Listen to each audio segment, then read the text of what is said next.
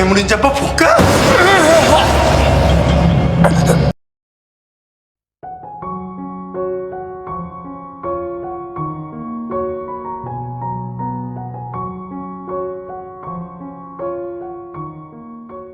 Sebum mulai melakukan pengambilan sampel plasma untuk dijadikan obat vaksin. Sebum juga masih terus menonton video rekaman pesan Yihun untuknya. Sebum mencoba menelpon Yihun berharap ada keajaiban, namun nomor Yihun sudah tidak aktif lagi. Sebum melihat Suyun yang ternyata Suyun akan dibawa untuk menemui ibunya yang juga berada di sana. Suyun pun mengajak Sebum untuk ikut dengannya melihat ibunya. Saat mereka menemui ibu Suyun, Sebum melarang Suyun untuk mendekati ibunya. Ibunya juga meminta Suyun jangan terlalu dekat dengannya. Ibunya beralasan dirinya sedang terkena flu. Ia tak ingin Suyun tertular. Ibunya pun memberi semangat untuk Suyun yang sebentar lagi akan menjalani operasi. Suyun merasa sangat sedih karena dirinya tak bisa memeluk ibunya. Ibu Suyun sangat berterima kasih kepada Sebum. Ia diberitahu bahwa Sebumlah yang menyerahkan surat Suyun kepada pihak militer. Ibu Suyun telah menerima surat itu, dan berkat surat itulah Ibu Suyun menjadi bisa bertahan sampai sejauh ini. Ia juga meminta tolong kepada Sebum untuk menjaga Suyun sedikit lebih lama lagi, sampai dirinya benar-benar sembuh dari virus itu.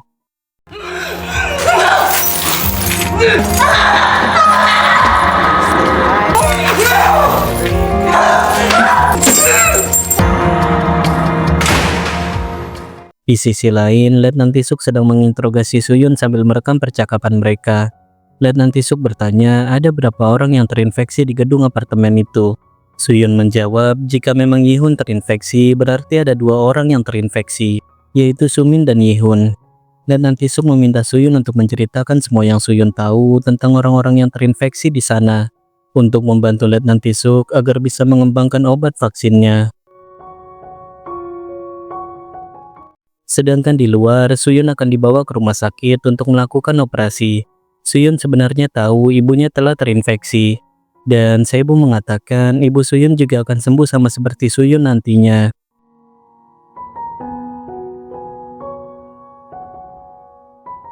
Setelah itu, Sebum datang menemui Letnan Tisuk untuk menanyakan perihal ibu Suyun. Letnan Tisuk mengatakan ibu Suyun selama ini bertahan hanya untuk menemui anaknya. Ia sudah tidak bisa diselamatkan lagi, dan beberapa hari lagi ia akan dipindahkan ke ruangan pendingin. Letnan Tisuk kemudian memberikan obat vaksin hasil dari sampel darah Sebum. Ia memberitahu antibodi Sebum sudah menurun, jadi mungkin itu akan menjadi suntikan terakhir. Suntikan itu akan digunakan di dalam penelitian selanjutnya agar bisa mengembangkan obat vaksinnya. Letnan Tisuk memberitahu seorang komandan medis akan datang menjemput Sebum sebentar lagi. Ia menitipkan suntikan itu kepada Sebum karena ia tak bisa ikut bersama Sebum. Dan Sebum pun menagih janji Letnan Tisuk yang akan membantunya kembali ke apartemen jika Sebum mau memberikan antibodinya sekali lagi untuk istri Letnan Tisuk.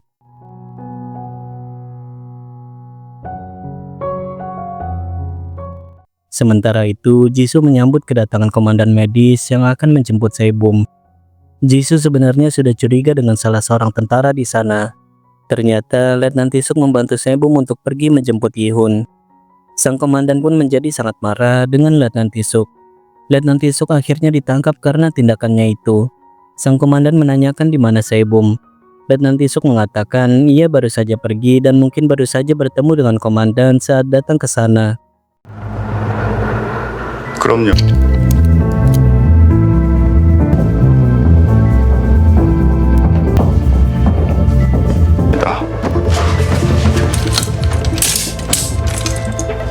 Letnan Tisuk memberitahu Sebum ia menyimpan mobil Sebum di pintu belakang lantai 1. Ia juga telah meninggalkan hadiah untuk Sebum di sana. Letnan Tisuk hanya ingin menepati janjinya kepada Sebum meskipun ia harus mengorbankan karirnya dan harus ditangkap oleh pihak militer. Saat akan keluar, Sebum malah kembali lagi untuk menemui ibu Suyun. Sebum kemudian menyuntikkan antibodinya itu untuk ibu Suyun.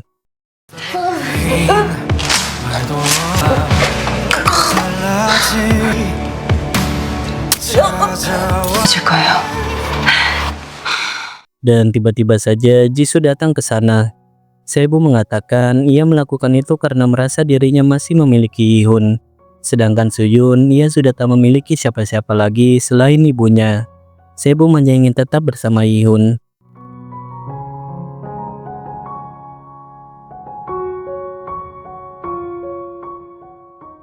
Jisoo kemudian memberikan seragamnya kepada Sebum untuk membantu Sebum keluar dari sana. Karena seragam Sebum sebelumnya adalah seragam APD tentara. Para penjaga akan memeriksa semua tentara yang memakai seragam APD. Sedangkan jika Sebum mengenakan seragam Jisoo, maka tak akan ada yang memeriksanya. Sebum pun sangat berterima kasih kepada Jisoo. Namun, Jisoo ingin Sebum juga membantunya. Ia akan dicurigai jika dirinya baik-baik saja, padahal dia memakai baju pasien. Ia pun meminta Sebum untuk melukainya. 얼른 해요. 사람들이 의심해요. 애 붓기도 있고. 얼굴 말고. 한 번에. Sebum kemudian langsung pergi ke mobilnya. Saat sudah di dalam mobil, ternyata hadiah dari Letnan Tisuk adalah sebuah akses otoritas dan juga sebuah HT yang terhubung dengan HT yang diberikan kepada Yihun waktu itu. Sebum pun langsung pergi dari sana. Di sisi lain, sang komandan masih sangat marah kepada Letnan Tisuk. Ia tak masalah jika hanya satu obat saja diberikan kepada istri Letnan Tisuk. Namun, ia mempermasalahkan pria Letnan Tisuk yang membiarkan Sebum keluar dari sana. Ia mengatakan pemecatan saja tak akan cukup untuk menghukum Letnan Tisuk. Letnan Tisuk pun tak takut jika dirinya harus menjalani hukuman mati. Selama wabah virus itu, ia telah melakukan pembunuhan kepada banyak orang yang terinfeksi. Dan ia sangat merasa bersalah atas semua itu. Awalnya ia tak merasa bersalah sama sekali membunuh orang-orang yang telah terinfeksi. Namun ketika ia bertemu dengan Sebum, ia baru menyadari ada cara lain untuk melawan virus itu tanpa harus membunuh mereka. Jisoo datang ke sana dan memberikan laporan palsu. Ia beralasan seragamnya telah dicuri oleh Sebum. Dirinya bahkan sampai terluka karena berusaha melawan Sebum. Sang komandan pun bertanya kemana Sebum pergi. Dan Jisoo menjawab Sebum pergi ke luar negeri dengan membawa obat suntik itu. Namun Letnan Tisuk malah memberitahu Sebum pergi ke apartemennya untuk menemui suaminya. Di apartemen itu juga ada seseorang yang memiliki antibodi sama seperti Sebum. Letnan Tisuk pun meminta diberi kesempatan lagi untuk mendapatkan wewenang mengambil antibodi itu. Ia akan memberikannya kepada komandan jika ia diberikan kesempatan lagi. Sementara itu, Sebum telah sampai di apartemen. Ia menggunakan akses otoritas dari Letnan Tisuk untuk masuk ke dalam apartemen.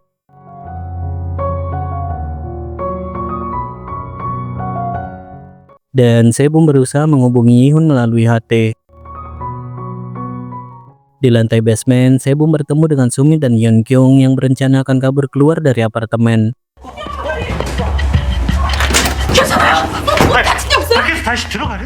Sebum pun menanyakan di mana Yihun. Yeonkyung kemudian menceritakan apa yang terjadi kemarin saat Sebum pergi dari sana.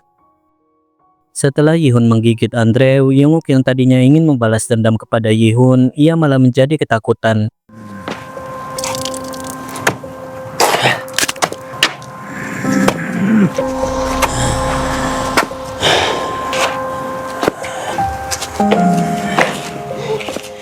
Dan saat Youngwook akan mengambil pistol di tangan Andrew tiba-tiba saja tersadar.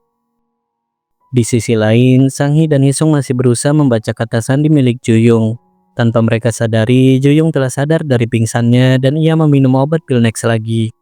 Di saat itu juga, Moon-hui dan Se-gyu datang ke sana untuk meminta bantuan menyembuhkan luka Se-gyu. Karena Ju-young adalah seorang dokter. Namun, Hee-sung mengusir mereka dari sana. Ju-young langsung menggigit Hee-sung. Mereka pun kemudian bersembunyi di unit apartemen kosong.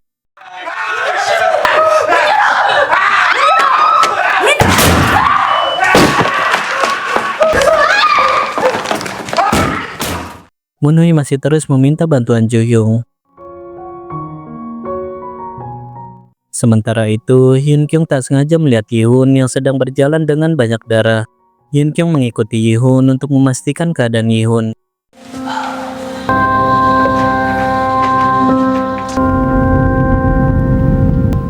세범아, 많이 나요. 피가 아저씨 괜찮아. Keesokan harinya, Hyun Kyung dan Sumin menemani Yihun. Mereka juga telah mengobati luka Yihun. Hyun Kyung memberitahu Yihun mengalami pendarahan yang sangat banyak. Ia kewalahan untuk mengobati Yihun sendirian. Ia pun mencari kunci borgol Sumin dan mengajak Sumin untuk membantunya mengobati Yihun.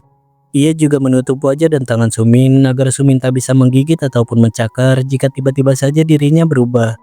Hyun Kyung belum menyadari bahwa Yihun sebenarnya juga sudah terinfeksi.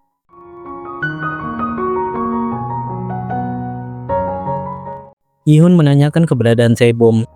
Hyun Kyung menjawab Sebum telah pergi keluar bersama teman polisinya yang terluka dan juga bersama anak kecil itu.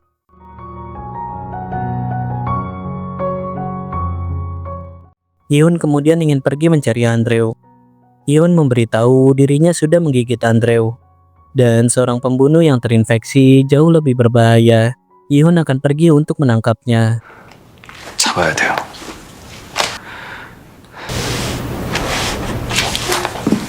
Mereka kemudian pergi ke atap gedung. Namun Andrew sudah tidak ada di sana. Mereka kemudian mendatangi unit apartemen Jo-young untuk mencari Andrew. Yihun menanyakan apakah ada orang lain di sana. Jo-young menjawab di sana ada Moon-hee dan Se-gyu yang sedang sekarat. Yihun juga menanyakan di mana Andrew dan Young-ok. Yihun memberitahu ia berencana akan memenjarakan Andrew, Young-ok dan juga Jo-young. Jo-young pun meminta Sang-hee dan Hee-sung juga ditangkap karena telah memukulinya. Jo-young mengatakan dirinya sudah terinfeksi dan sudah menggigit Hee-sung.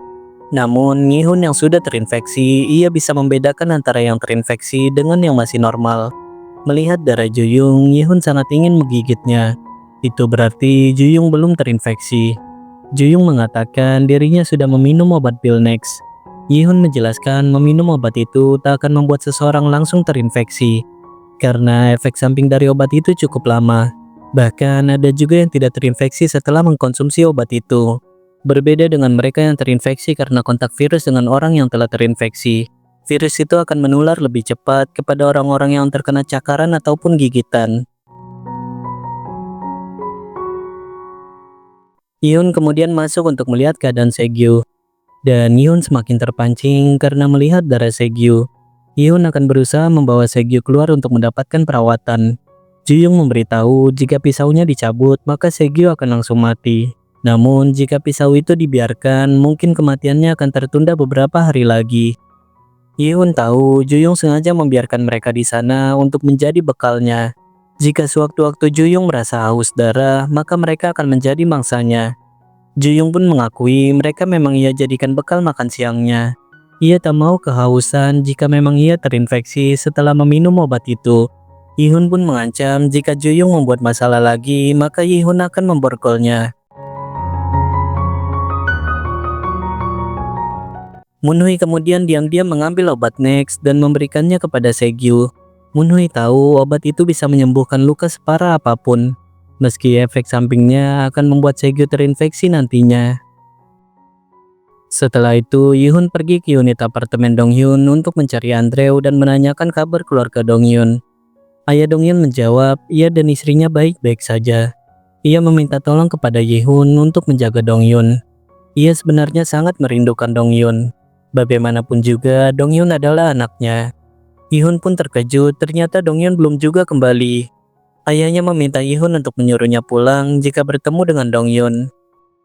Yihun melihat ada seseorang yang sedang menggunakan lift. Ternyata itu adalah Young-ok. Young-ok memberitahu Hyun Kyung dan Sumin untuk menjauh dari Yihun karena Yihun telah terinfeksi. Ia melihat sendiri Yihun menggigit Andrew. Yihun mengatakan seharusnya kau yang berhati-hati karena Andrew masih berkeliaran di sana.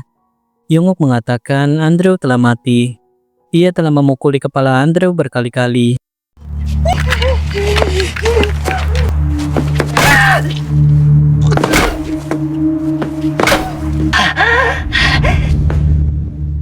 Yihun menanyakan di mana jasad Andrew.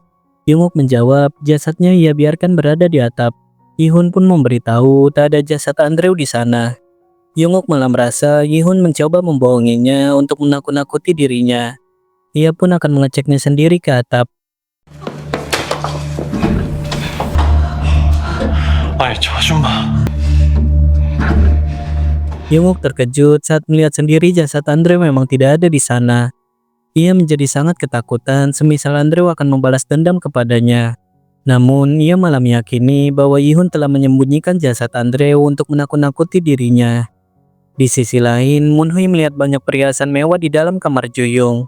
Dan Segyu mengatakan ia sudah tidak merasakan sakit lagi. Segyu meminta Moonhui untuk mencabut pisaunya. Namun sebelum mencabutnya, ia ingin meminum obat itu lagi. Segyu berencana ingin mengambil unit apartemen Juyung. Moonhui kemudian memberitahu Juyung ia telah mencabut pisaunya. Juyung pun menjadi marah karena ia telah melarang mencabut pisau itu. Juyung kemudian mengecek keadaan Segyu yang sudah ditutupi oleh kain. Ternyata Segyu hanya pura-pura mati untuk membunuh Juyung agar bisa mendapatkan unit apartemen Juyung. Sementara itu, Hisung sangat panik dengan luka gigitan di tangannya. Sang Hee pun menjadi sangat kesal dengan Hisung yang sangat cengeng menurutnya. Ia sedang berusaha membaca tulisan kata sandi itu, namun Hisung terus saja mengeluh dan membuatnya terganggu. Juyung datang ke sana dan mengatakan akan memberikan Sang Hee uang di akun kriptonya. Ia meminta untuk dibiarkan masuk karena ia ketakutan dengan Segyu. Sang Hee pun menanyakan berapa uang yang akan ia dapatkan. Namun Juyung meminta untuk dibiarkan masuk terlebih dahulu. Di sisi lain, Yihun pergi ke area basement untuk mencari Dongyun. Ternyata Dongyun masih berada di dalam mobilnya. Sudah banyak luka di sekujur tubuh Dongyun. Entah Dongyun telah terinfeksi atau tidak. Yihun pun mengajak Dongyun untuk pulang.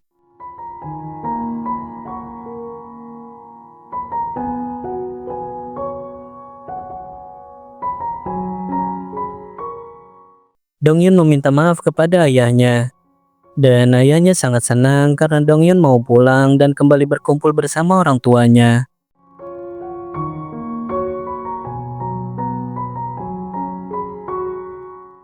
Setelah itu, mereka bertemu dengan Juyung yang sedang ketakutan. Ia mengadukan perbuatan Segyu kepada Yihun. Moonhui malah berbohong kepada Yihun. Moonhui mengatakan Juyung memberikan obat Nex kepada suaminya agar suaminya bisa segera pulih dari lukanya.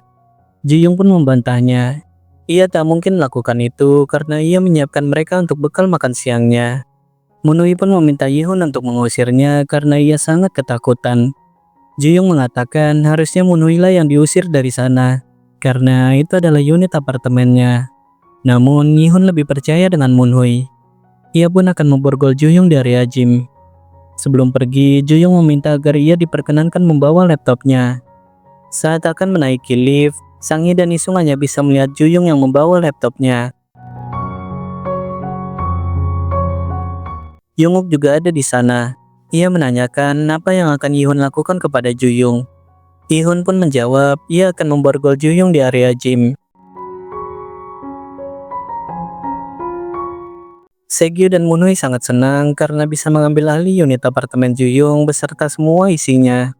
Mereka mengira hidup mereka akan berubah menjadi kaya raya. Segyu berencana ingin membunuh Juyung sebelum karantina berakhir. Orang-orang akan mengira Juyung mati karena terinfeksi.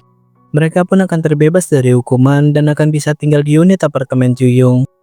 Segyu menjadi kecanduan dengan obat itu. Setelah itu, Yihun kembali ke unit apartemennya. Yun Kyung bertanya kenapa Yihun tidak ikut dengan Sebum.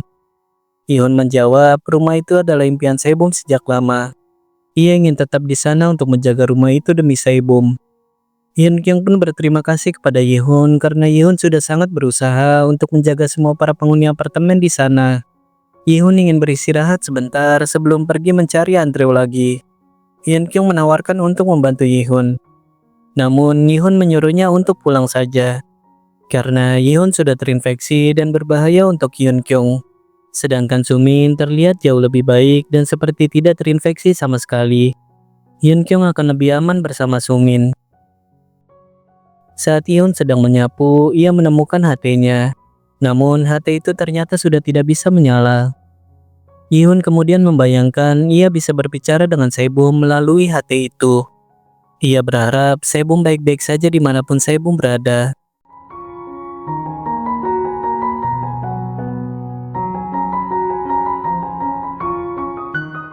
Sebum sangat senang mengetahui Yihun baik-baik saja. Ia pun ingin segera pulang untuk menemui Yihun. Sebum juga memberitahu karantina akan segera berakhir. Di sisi lain, Sang Hee berusaha mengambil laptop Juyung. Namun, Juyung berhasil menangkapnya. Juyung tahu Sang Hee akan datang untuk mengambil laptopnya. Jungkook pun datang dan menawarkan kerjasama dengan Juyung untuk menyingkirkan Yihun. Jika Juyung mau, maka ia akan membantu menghancurkan borgol itu dengan barbel. Yihun mendengar suara teriakan Sang Hee yang meminta bantuan. Yihun terkejut melihat Juyung sudah ada di sana. Ternyata Sang Hee hanya dijadikan untuk memancing Yihun keluar. Jungkook menyuruh Juyung untuk membunuh semua orang yang terinfeksi dengan menyiksa sisi zombie di dalam diri mereka.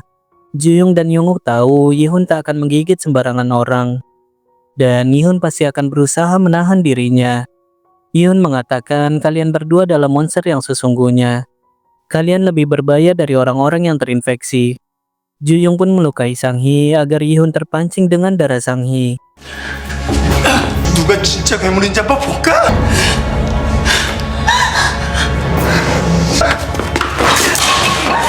Yihun menyuruh Sang Hee untuk segera pergi, dan Yihun langsung mengurung diri di dalam unit apartemennya.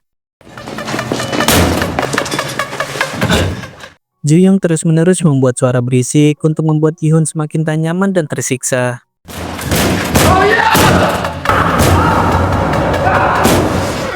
Sebum pun bertemu dengan Jungkook. Ia mencoba menenangkan Jungkook. Ia datang ke sana bukan untuk menangkap Jungkook, namun ia akan tetap mengirim Jungkook ke penjara setelah karantina selesai. Sebum mendengar Juyung menggedor-gedor dan meneriaki nama Yihun. Sebum pun langsung menghajarnya.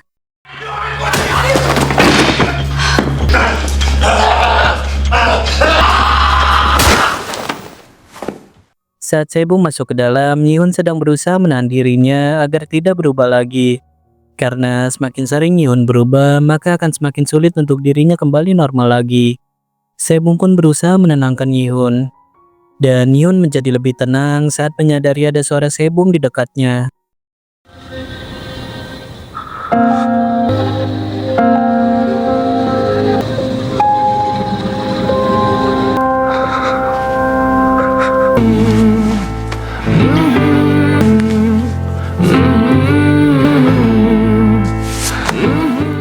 Di sisi lain, Letnan Tisuk sedang dalam perjalanan untuk mengakhiri karantina di apartemen Sebum. Letnan Tisuk memberitahu Jisoo ia telah menginterogasi salah satu penghuni apartemen di sana. Wanita itu menceritakan selain Yihun ada satu orang lagi yang terinfeksi bernama Sumin. Ia mendengar dari adiknya yang bernama Hyun Kyung bahwa luka kakaknya tak berubah sama sekali. Lukanya tak membaik dan juga tak memburuk. Padahal luka itu sudah cukup lama. Letnan Tisuk pun menyadari hal itu sama seperti Sebum. Ia menduga Sumin juga memiliki antibodi seperti Sebum yang bisa menjadi obat vaksin. Jisoo merasa heran kenapa Letnan Tisuk percaya begitu saja. Letnan Tisuk ingin mengeceknya sendiri dengan mengeluarkan semua penghuni apartemen di sana dan mengakhiri karantina di sana. Di sisi lain, Sang Hee meminta Hisung membukakan pintu untuknya. Hisung baru menyadari ia telah salah memilih wanita. Sifat Sang Hee yang kasar, tak peduli dengan dirinya dan hanya memikirkan uang saja, sangat berbeda dengan sifat Suyun yang lembut dan selalu sabar menghadapi semua keburukan dirinya.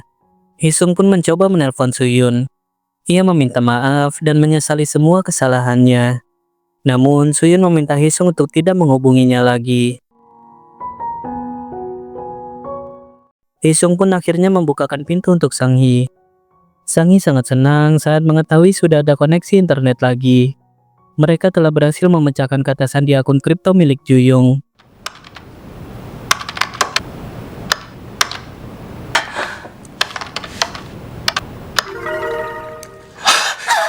Ternyata akun Juyung tak mendapatkan keuntungan sama sekali.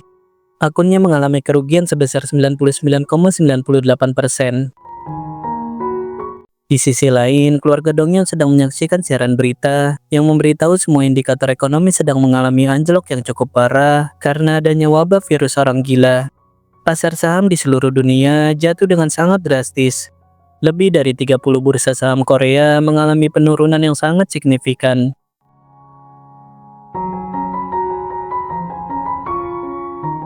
Tiba-tiba saja para pasukan militer datang dan akan membawa mereka. Mereka pun sangat senang karena karantina telah berakhir dan mereka akan diselamatkan. Sumin yang menjadi incaran Letnan Tisuk, ia diikat di tandu agar tidak melarikan diri. Sumin merasa kebingungan. Ia mengatakan ia sama sekali tak menggigit siapapun. Ia juga meminta air minum untuk membuktikan bahwa dirinya tak merasa kehausan sedikit pun. Hyun Kyung berusaha membela Sumin dengan mengatakan kakaknya sudah pulih dari infeksi itu. Kakaknya dalam keadaan baik-baik saja. Letnan Tisuk mengecek luka gigitan di leher Sumin, yang ternyata memang sama seperti luka cakaran di tangan Saebum. Lukanya tak memburuk dan juga tak kunjung sembuh. Letnan Tisuk langsung menelpon komandan medis. Ia memberitahu dirinya sudah mendapatkan pria yang antibodinya juga bisa dijadikan sebagai obat vaksin. Letnan Tisuk bertanya bagaimana dengan Saebum. Sang komandan pun menjawab ia tak peduli lagi dengan Saebum. Yang terpenting bawa saja pria yang memiliki antibodi itu.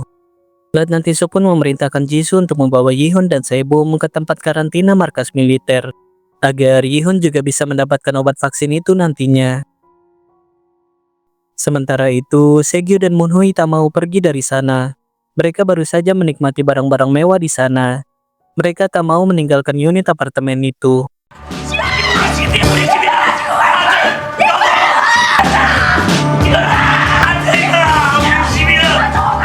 Sedangkan di atap bangunan, Yihun dan Saebum menempatkan Juyung dan Yonguk di sana. Setelah itu, Yihun memberitahu Saebum tempat ia menemukan jasad Sihun. Saat Yihun kembali ke unit apartemennya, sudah ada Andrew di sana.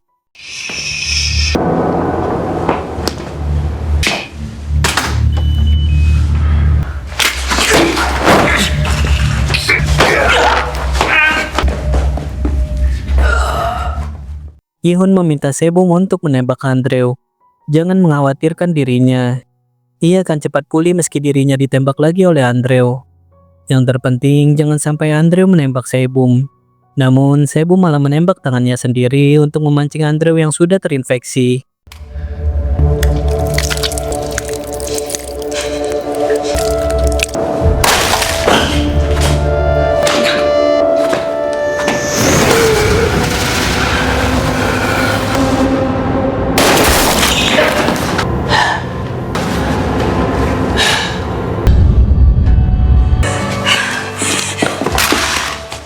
Yihun meminta Saebum untuk menjadi polisi yang baik.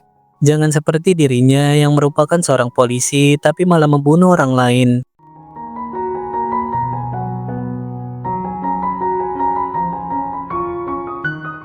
Satu tahun kemudian, Yonguk dan Juyung menjalani persidangan atas semua rencana kejahatan yang mereka lakukan selama masa karantina.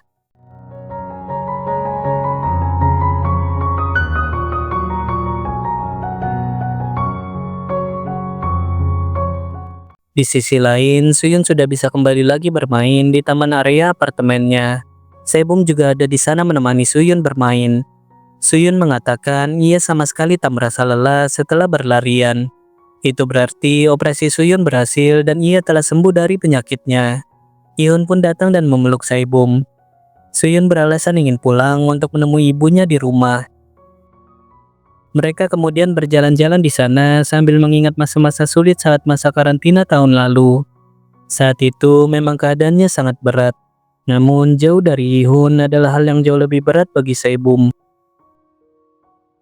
Dan seperti biasa, jangan lupa klik dulu tombol subscribe-nya dan sampai jumpa lagi di video Istoma selanjutnya.